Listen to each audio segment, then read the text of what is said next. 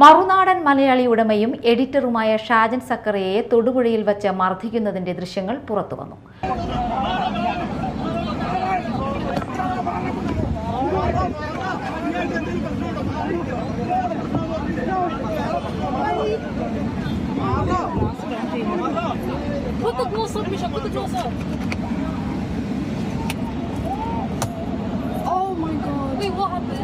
മനോജിനോട് മാറാൻ പറഞ്ഞു.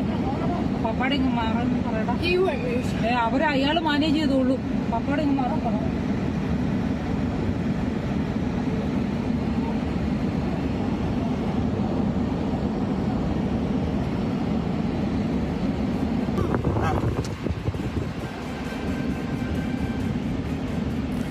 വാഹനത്തിന്റെ അകത്തിരിക്കുന്ന ഷാജൻ സക്കറിയയെ ആക്രമിക്കുന്ന ദൃശ്യങ്ങളാണ് പുറത്തുവന്നത്.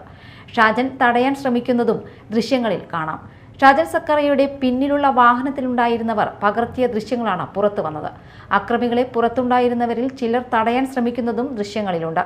അതേസമയം CPM പ്രവർത്തകരാണ് ആക്രമിച്ചതെന്ന് പോലീസ് വ്യക്തമാക്കി. ഷാജൻ നൽകിയ വിവരങ്ങളുടെ അടിസ്ഥാനത്തിൽ 5 പേരെ പോലീസ് തിരിച്ചറിഞ്ഞു. ഇവർക്കെതിരെ വധശ്രമത്തിന് കേസെടുത്തെന്നും ഒളിവിലുള്ള പ്രതികൾക്കായി തെരച്ചിൽ തുടരുകയാണെന്നും പോലീസ് അറിയിച്ചു.